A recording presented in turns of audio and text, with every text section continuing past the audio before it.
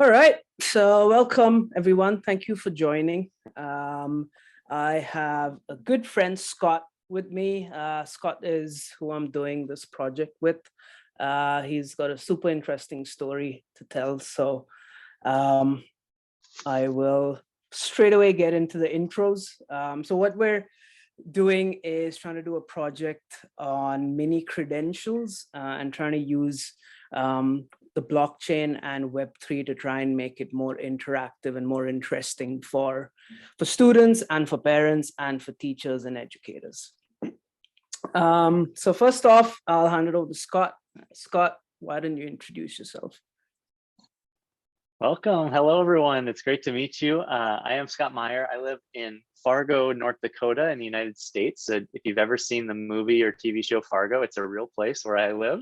And just like the movie or TV show, it's very cold and snowy. I actually went skiing, cross-country skiing this morning. So living up to the stereotype. I've spent about a decade as an entrepreneur working in digital marketing, and then entered higher education and started an entrepreneurship center at a university in the United States, and then an accelerated learning program.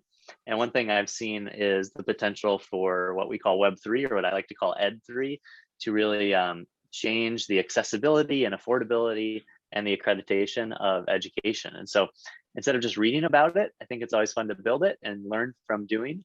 And one of the theses is that, with this technology, we can actually get students more engaged, plus give them more opportunities. And just the chance for me to be here and talk to you is an example of opportunities. So I'm really excited to partner with your school and help in any way I can. So I'll kick it back to Ryan. I'll be here for more, but I'm excited to connect and help in any way I can. Cool, that's awesome. Thanks, Scott. Yeah, awesome to have you here. So yeah, that's a little bit of me. I think you all know me. And yeah, as some of you might know, I have been dabbling in crypto for a while now. One of the things that sort of was slightly irritating was you couldn't really do much in the space because none of these apps and protocols had been built. They were just like white papers and coins that you could invest in, and not much else was happening. And now suddenly, since 2020 onwards, a lot of this stuff has really sort of taken off, and you can actually do stuff in the space, right? And it's sort of now living up to its potential, and it's really exciting. And I have absolutely no doubt that the kids at school, by the time they're, in their 20s, I mean, this stuff will be, it'll just be everywhere. It'll be the norm. And I can't wait to get them started on it, because hopefully they'll look back and say, hey, we had a pretty good grounding in this stuff in school. So with that, I think let's begin. So what is the thesis for what we're doing? Well, some of you run your own companies. Many of you, are executives and managers at big organizations. And one thing that we're seeing is that degrees are sort of losing their importance in terms of what employers look for. People are looking for a lot more when they hire people, when they take people on. And just with the way that the internet is growing, your online identity and reputation is just becoming so much more important than, your school leaving certificates or your degrees. And there are lots of big companies that are sort of, have stated publicly that they don't hire only on the basis of degrees. I think at least I was in the UK when Ernst & Young announced that, not having a degree is not going to be a barrier to people applying for their graduate programs. And, after that, I've just seen so many companies announce the same. And so that just makes it so clear that, what you do on a daily basis at school, at home, in your free time is what really counts, because that's what really leads to skill development, and then skills actually help you do stuff in the real world. So that's a little bit about, why we're doing this. And that's a very blurry image, but sort of saying the same thing, that, skills and what you can actually do in the real world counts for a lot more than, your marks on a test or where you went to college or university. And this project is all about just helping children realize that they can actually use the internet to build up this inventory off skills, off academic credentials that they can, then flaunt and use for good in the future. So I'll hand it over to Scott. He's going to explain what POAP stands for and how this thing is going to work. Yeah, when we think about, like Ryan said, proving that students have done something and doing it in a way that is they can show off, like they can publicly state that they did something. There's a lot of different ways to do it. You've maybe heard of NFTs, which are non-fungible tokens. Essentially, it's a file type, just like a JPEG or a movie or a GIF. And so this file type allows you to do a lot of different things. And one of them is to show something you've done. And so the protocol that's used most often for that is called a POAP, which is proof of attendance protocol. So essentially, it's kind of like a ticket stub if you go to a concert, or it's some kind of showcasing that you've been somewhere or done something. And so we're going to use POAPs as our format. It's an NFT format, and primarily doing that because of the cost and the ease of use. So POAPs are like we can see on the screen here, often called the bookmarks of your life. Unlike an NFT art project where you might have to pay, $150 US or something like that to actually just pay the transaction fees. POAPs are extremely cheap, so it's 1 US cent for 500 transactions. So we're talking, a fraction of a cent to transfer these. But the POAPs can look however we want, and they have the same functionality as other NFTs, which is that they're immutable, meaning like we give them to the students and they're publicly viewable by others. And it shows that they can only get them if they click on our link that will send them upon completing an activity. So we're thinking about POAPs as kind of the digital ticket or proof that our students have obtained something. So this is in a way a micro credential, right? Something small that shows that they've achieved some kind of measurement. So we'll kind of walk through how it works. Ryan, you want me to keep going on this part, or you want to maybe take this that way? Okay. So yeah, the way that POAPs work is as students complete an activity, we have a specifically designed POAP for that activity.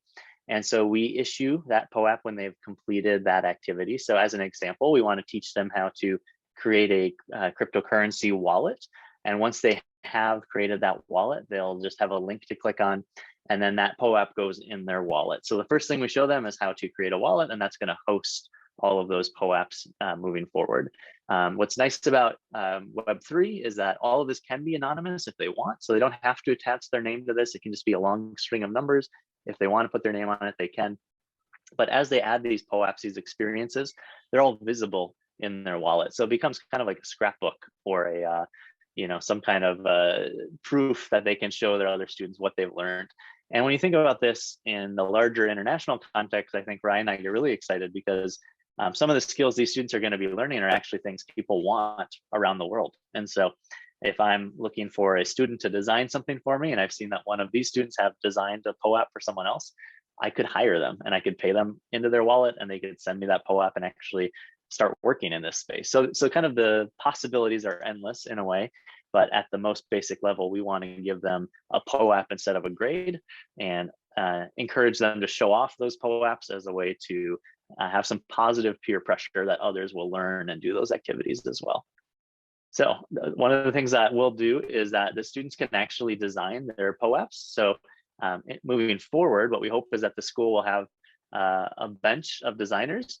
And so you can see that these POAPs could be designed for lots of different activities. And then those could be used. We can limit the ability to transfer those or allow them to be transferred. So you can kind of put limits on how you want those POAPs to function. Initially, it'll be something that they just keep themselves, but there's a lot of potential. So one of the first things we'll start with is with wallets. And a wallet, as I mentioned, it's just kind of your home for everything digital, you could say. And so the students are going to need to have a functioning wallet, and that is something like MetaMask or Rainbow Wallet. And what we'll use this wallet for is to host all of those POAPs. And that wallet will actually will use what's called the XDAI chain. So essentially, there's different types of places to get NFTs, but we're using the XDAI again with the POAPs because it's so cheap. So it's be really easy for students to get, very low cost, and that'll be kind of the first project that we'll do. We'll also then within that lesson teach students how to keep their wallets secure. So one of the biggest challenges in emerging spaces is security. And every wallet has kind of a password called a seed phrase. And it's really important that those students learn the importance of keeping that private, because we don't want anyone to be able to go into their wallet and take their POAPs or take their cryptocurrency or whatever it might be. So that'll be part of the initial lesson. And as we saw a couple slides ago, if you want to jump back, we want to not only stop there, but have other options for students. One of the ways that students can kind of claim their identity on the Web3 world is by getting essentially a domain. It's called an ENS domain. So just like we have a long number for a wallet, you could actually have a name. So you can see that middle icon there, Patello phone, that's his ENS domain. So essentially I can send payment to him that way. He can use that to claim his identity.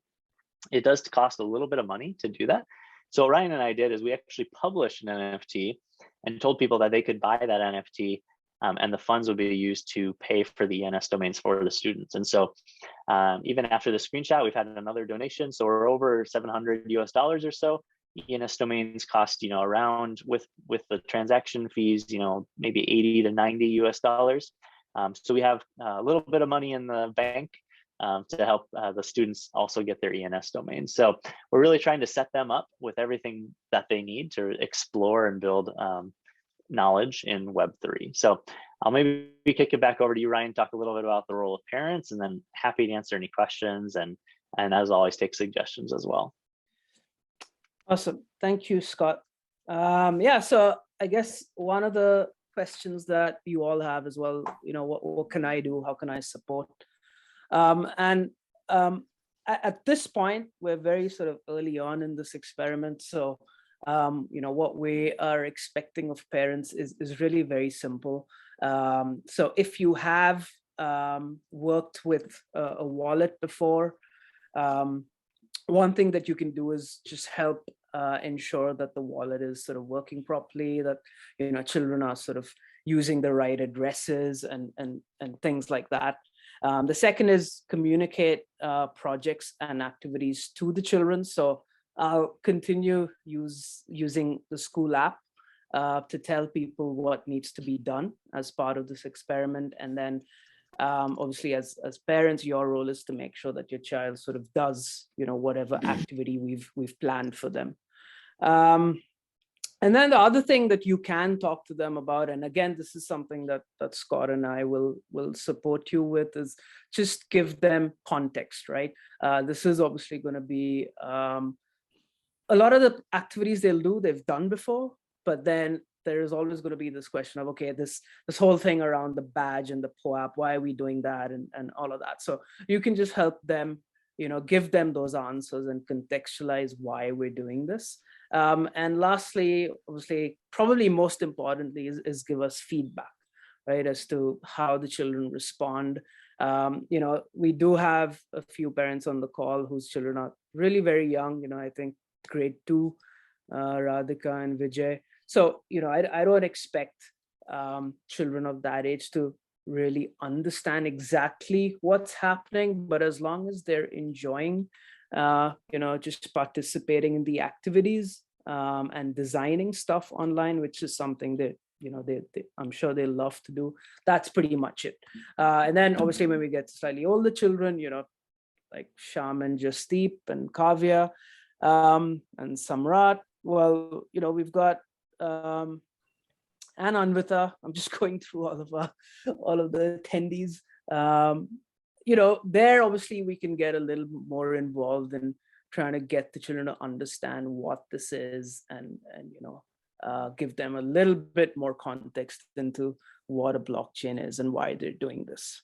Cool. And so how do we see this as incentivizing children? Well, all children love to get these sort of badges. I remember when we were in school, we'd give them these little stars on their hands or these stickers, and it was always something that they really were excited about, to show off to people, like, hey, like look what I got. And this is just sort of a more formal sort of open way of doing that, right? And it's something they can keep forever. Like, I mean, once it gets onto the blockchain, it's never going to go away. So this is theirs for their keeping, for life, basically.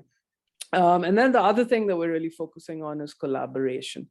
And we're, again, this will evolve as this experiment evolves, but we're hoping that, once they really get into it, they can make designs not only for themselves, but for classmates and even for people, around the world. I think, one of the things that was really cool to see was the first person who minted the article as an NFT was just, he's just a person on Twitter. He just thought it was a cool project, and he thought it's a good way to sort of spend his money, right? And that's something that's really cool about the Web3 world. People are just so happy to like give, and it'll be great for the children to experience that. And the third is reputation, right? And obviously, one thing that we've tried to focus on as a school is digital skills, and that's why we do all of whatever Scratch and podcasts and all of that stuff. And this is just one more piece of that puzzle, which as they grow older, they'll sort of appreciate the importance of what they're doing, and hopefully also have a lot of fun doing it. And that's sort of something that Scott worked on with, again, with someone in another part of the world. Scott, you want to talk a little bit about this? Yeah, I think technology makes the world small. And when I was exploring POAPs and people interested in education, I met a woman who lives in Peru and is a teacher in Peru. And she's really passionate about teaching students about this world. And so she wanted to help design one of the first POAPs for the student, and then also help create the course for the students on how to design their own. So she's using, I know your schools use Canva, so she is showing them in Canva how to make a design and then how to upload that to become a POAP. So she designed this as one of the first POAPs. So when a student creates a wallet, they would get this POAP, so this kind of badge that would live online and show that they've completed that kind of step. And then you can imagine these being designed for each step along the way. So really fun to see how we can connect 3 continents around simple technology. And I think just the students hearing that and hopefully working with me just helps expand the worldview as well, what's out there, what's possible, and that, they can really go wherever they need to in life. So excited to kind of plant that seed at the very least. Yep. So in terms of next steps, I think Scott and I do have a plan. We'll sort of divulge that with time. But I suppose the immediate next steps are, well, as Scott mentioned, it's got to be the opening of the wallet, and I know you probably have questions around that. But we'll definitely talk through that and how we intend to do it. The other thing is I think we'll have a few children joining from Singapore and the UK. They haven't been able to make it to this call because of the time difference, but that's another thing that we need to sort of work into the schedule, because we'll have to make sure that those children and their parents can also attend subsequent calls and sessions. So yeah, I think that's pretty much where we stop now to field questions. I'm sure you have a lot of questions, and again, I don't think we'll have all the answers ready right now. Some of this stuff will need a little bit of thinking, but yeah, I've got my notepad here, so I'm going to be noting everything down. So yeah, with that, I think let's open up the questions and see what you think about it. Anusha here. So this is a whole new world for me. I know my husband Anand is a little more familiar with all this, but one question that came up for me was, it's great that they can build proof of work throughout their, throughout their life using this technology. But how easily is it retrievable for a person who would be interested in checking out what they have accomplished? Yeah, the quick version is that they could easily share a link to their wallet for anyone to see it. And that would be, all the extent of how difficult it would be. So that as they're trying to look for employment or proof of what they've done, having a link to their wallet would allow that. If people knew their wallet number, like they could go view it. Like if I wanted to find what Ryan has as proof of work, I could go find his as well. But most of the time you're going to have to share it.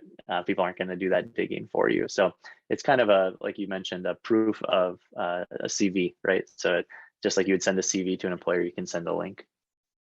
Yeah. I think, Nusha, if I could just quickly go online and show you sort of how this will work. If you just give me 1 second, I just need to log in. Sure. Okay, so I'm just going to share my one of my wallets. Can you see it says Rhino's MetaMask? Yes. Are you being able to see my screen? Yeah. Yes. So this is basically what a wallet is, a cryptocurrency wallet. It's sort of just like a place where you you can get to transact on a blockchain. It's a very simple user interface. And essentially for this stage of the experiment, now I'm going to click on this thing called view account on Etherscan, right? Whoops. Okay, I think it's gone. But anyway, my Etherscan is open, so I can show you. So if you see what this is, so all of these, so TXN hash is basically short for transaction hash. Okay. And essentially all of these are like details of transactions that I've done, right? So maybe, so it says like transfer, approve, withdraw, etc. So when the students get these POAPs for doing work, essentially it'll basically be somewhat like this list of transactions. So they'll be able to send anyone that sort of their wallet address. So basically like the wallet that I showed you, they'll be able to send this to anyone.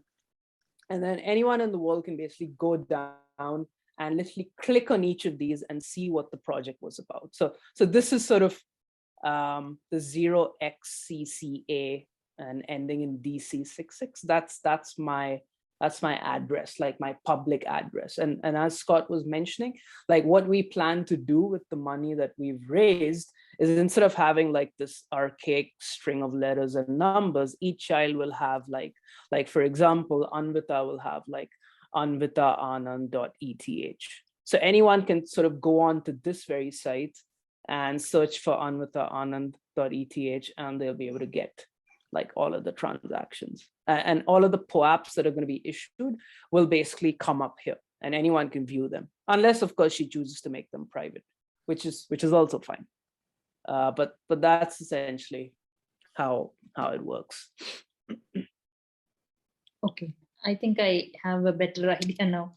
Yeah, it's really easy to sort of build up an inventory, and if this is something that we see as something that needs a bit more tweaking, because at this point in time we're using proof of attendance protocol, which was built for something similar but not exactly this, right? And then so if we see that, hey, like this is something that probably needs its own chain or its own product, then we can always try and build that product out. But right now it's just going to appear like that.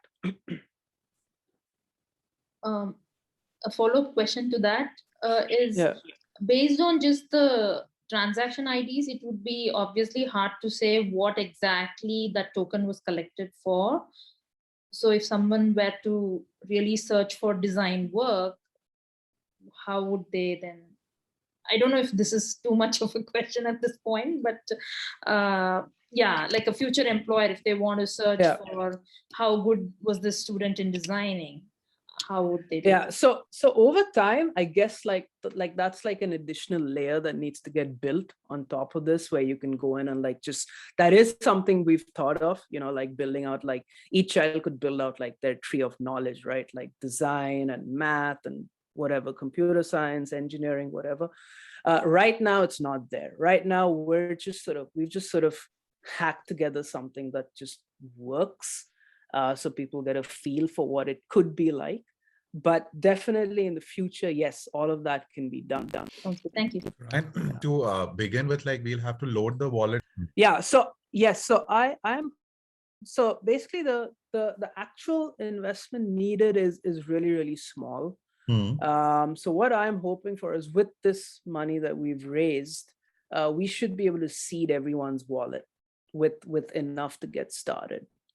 Am I right, Scott? Yep.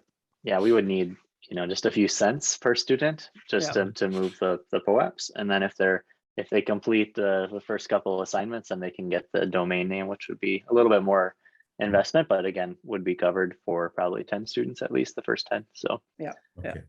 Because otherwise, I mean, to transfer, from an Indian bank account to a wallet would otherwise pose quite a challenge. Right? No, so that's what I think, like, so we, at least for the people who are on this call, and the couple more who had said they were really keen to join, like, we will definitely be able to seed the wallets with the initial amount that's needed. So you won't need to like do anything for now. And then, in the future, if this is something that the children really sort of take to and want to do continuously, then you'd have to sort of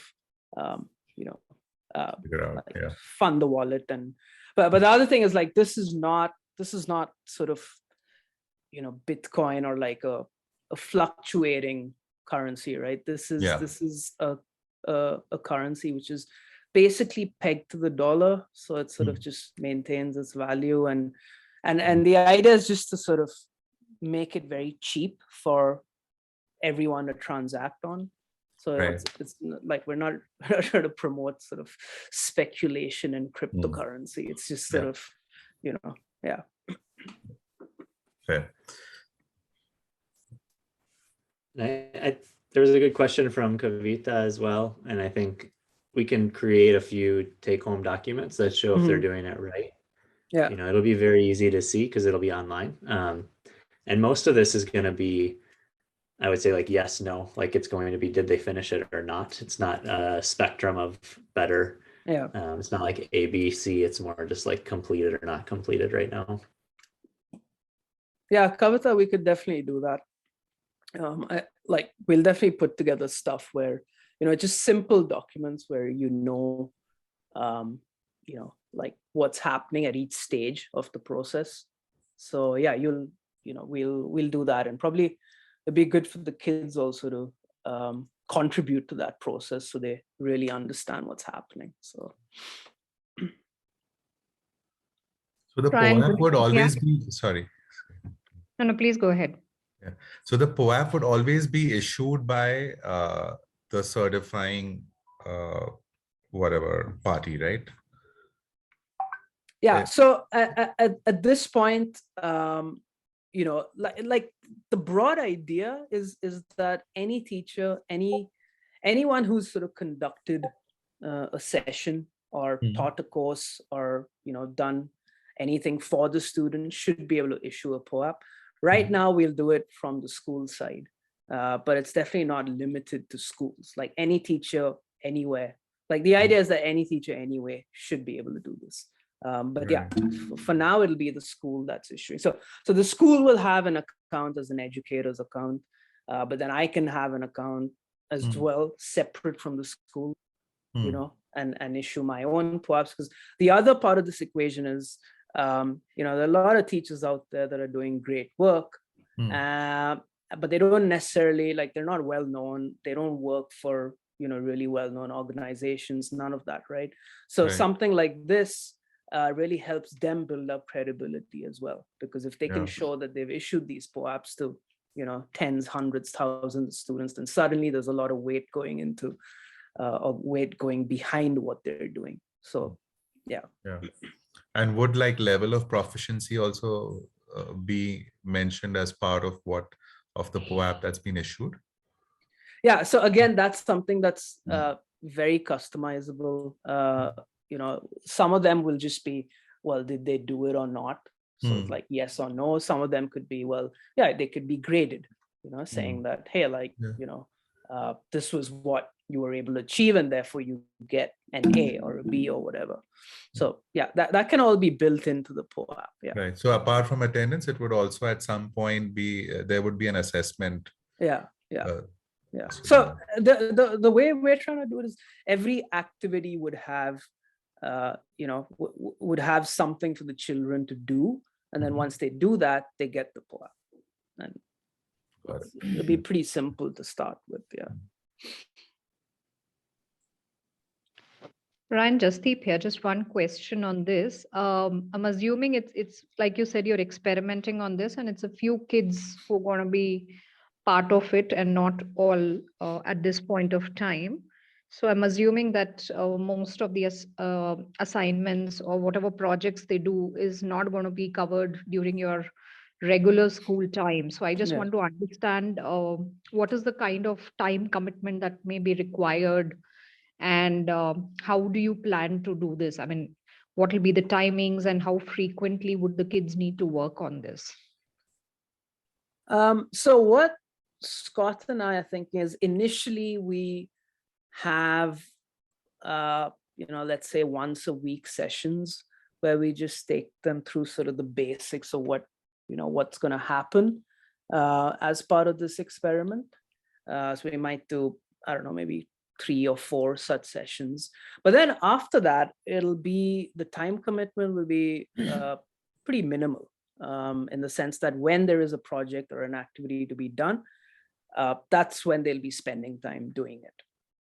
So you can think of this as like just an extracurricular activity, so pretty similar to the time that they'd spend on, I don't know, like football or MMA or something like that. It wouldn't be, it's not going to take up like time every day, not at all. Just one more question, Ryan, on this. So is it different assignments that they would be working on, or would all be doing a similar sort of, I mean, are you working on their strengths and giving them projects accordingly, or is it a more generic? Some projects will be the same, but because we have a range of age groups, we will have to, change the kind of projects that we do. So some will be very, very specific to the ability, like for example, a grade 5 child, whereas some will be very specific to, for example, a grade 2 child. So initially, just to get the ball rolling, like we can just do common projects. Everyone just does the same thing. And then once we've gotten into the flow of things and people are comfortable with how things are working, then we'll definitely start doing different projects. Scott, any thoughts there? Yeah, I think you kind of progress, right? So like, I don't think it'll be a big time commitment for someone just to learn the wallet. And then as they progress, it can get more advanced for the older kids. So I think about it as getting these lessons as small as possible. A lot of it will be asynchronous content, so they can do that time when it fits best with their schedules. And kind of speaking to some of the questions in the chat too about privacy and security, all of this is available to do anonymously. Right now, we design the POAPs with the name of the school in it. So that'd be one thing that you can think about, if you want that, that's easily changed. But they wouldn't see their work, just that they've completed the work. So in terms of someone seeing their homework or, something they've created right now, that wouldn't be the case. If they decide to design something and publish it, obviously, then that would be visible. So there aren't any files or anything accessible. The POAPs would be just saved in their wallet, which would be a long number. And if they choose to put their name to it, they could. So if you have more questions, Anusha or Shyam, that you can let us know there. Yeah, I think in terms of privacy, like one of the benefits of blockchain is that it is sort of, at least pseudo anonymous, if not completely anonymous. So as long as the children and the parents keep the wallet address to themselves and share it maybe only with me, because I'm going to be the one issuing the POAP, then it pretty much stays between like us, right? And on the other hand, if the child creates something that you really want to share, on social media and stuff like that, you can always share it and not divulge that it's part of a project or it's part of this thing that we're doing, right? So I see very less sort of privacy concerns or issues with this. It's probably a lot safer than, for example, people having their names on Anchor and YouTube and stuff when they put out videos, because here, if you want, your name doesn't even appear anywhere, and because it is your wallet, at any time you can prove that you are the person who's claimed those POAPs. Ryan, one question. Potentially, if the children learn and they're really getting into it, would the POAPs be only for any kind of digital work, or it could be for, let's say, they create a comic strip, or on using pen and paper, and they would still maybe upload the images and they can still claim. Is that how it works? Yeah, it can be for anything online, anything in like the physical world, like their projects that they make and their drawings and their painting. Like a lot of NFTs now are actually of physical products, which are then sort of put on the blockchain because you can prove ownership and so on. So yeah, it can be for anything. And that's actually another reason why I'm so excited about this, because like that is quite an untapped space at the moment. Like people are just figuring out how do you get the physical world onto something like this, and I know the majority of the work that the kids do is with their hands and on paper and with cardboard and all of that. So yeah, we'll basically have to find a way together to get this on onto the online platform. Yeah, that's what they enjoy the most now. Yeah, I think everything's here up for suggestions. So keep giving us your feedback, and as we move forward, I think you'll see a lot of opportunities. That's kind of what this is, why we're doing this, is get feedback from you. So I appreciate all these questions today. Yeah, like this is like, we're sort of, we've got a blank canvas in front of us, and while the idea is what we've sort of spoken about today, I think what actually happens going forward could be quite different to what we've just discussed. So be ready for sort of changes and just developments that take us in directions that we didn't intend to, which is all good as well. Our kids are trained as well for that. Never want me. Yes, that's true. Ryan, Kavya here. Hi. I just wanted to ask about the technical aspects of it. Like, will we be using POAP applications for creating all such creative-based uploads for kids? Scott, do you want to take that? I'll see if I understood, but we'll be using the POAP site to upload just the proof that they completed it. So the actual work will be done in whatever tool needs to be used. Is that the question? Yes. So yes. So actually, you'll be using the framework as POAP itself, or some other web technology or something like that. Yeah, we'll be using the POAP framework, or that proof of that protocol. The kind of technology is similar to everything else you hear about in terms of whether it's Bitcoin or Ethereum or all of these ideas of storing information in a public chain. So same technology, it's just like we mentioned, it's called the XDAI chain as opposed to the Ethereum chain or the block, different blockchains. So thanks, Scott. I think yeah, good question from Samrat. There's no software that needs to be installed. Once they have that wallet, that's kind of like their online identity. It's just like creating a username and password. So they just log in with that. I actually have it on my app. I can pull it up, and that's actually a fun way to even showcase it. You know, it. I'll see if I can pull it up real quickly here, but you know, it'll show kind of each badge that I've gotten. Let's see if I can.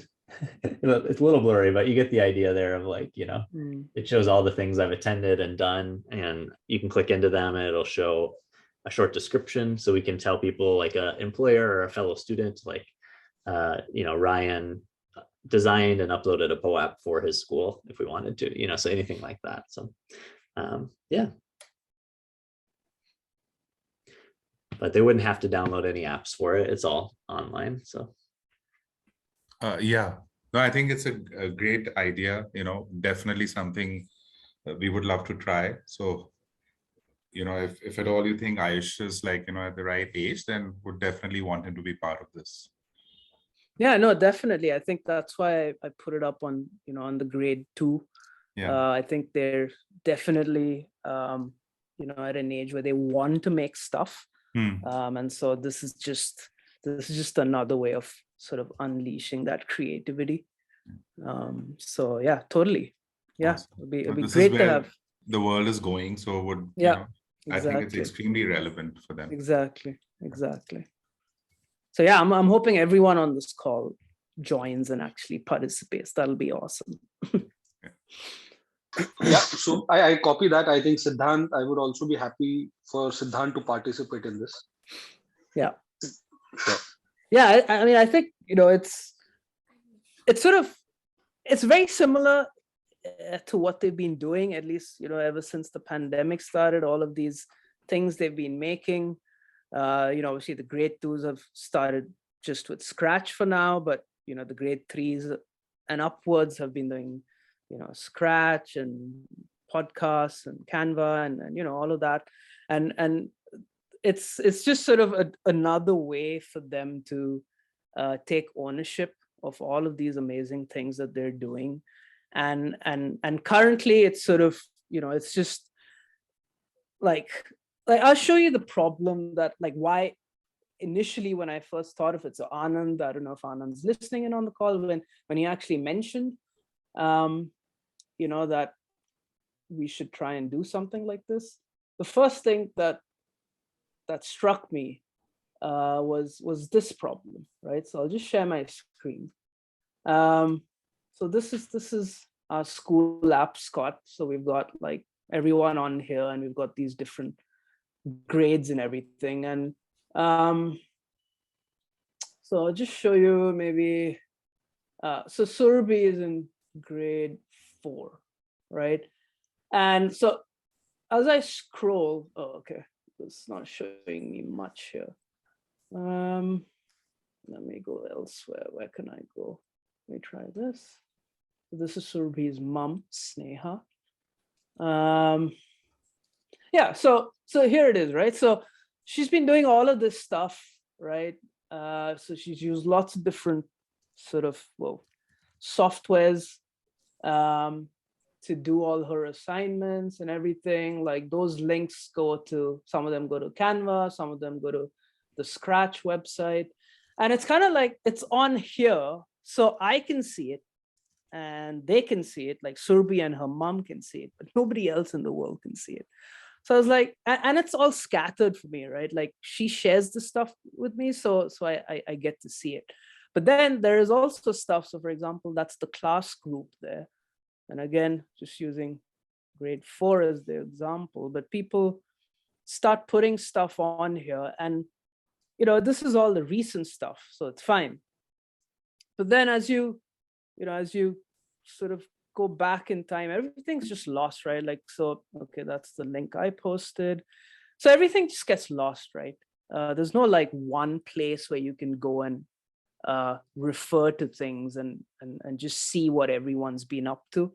And something like this, like the experiment that we're doing now, it just gives that, you know, it just formalizes it, and you can see everything in one place, right? And then the children can see everything in one place. So it's solving, you know, some very real problems that we as a school also are facing. I mean, we're quite a small community at this point in time, but in 2 years, I know we'll have, you know, more than 100, 120 children. And then it'll become like truly unmanageable, right? Yeah. Cool. Awesome. Thank you, Scott, for taking time out. Thank you, parents, for joining. I know it's late. And yeah, I guess like I'll be in touch with next steps and how we're going to proceed. We'll try and chart out, sort of a weekly schedule where we meet up and try and do things. And then, yeah, and let's just see how it goes. Thanks a lot, Scott, and thanks, Ryan. Yeah. Thanks for bringing us into Web3. Thanks for attending. Long overdue. Yeah. But yeah, I mean, for our children's sake, we'll do it. So yeah. Yeah, for sure. All right. Okay, folks. Yeah. Thank you so much. Thank you, Ryan. Have a good night. Yeah. Take care. All right. Bye.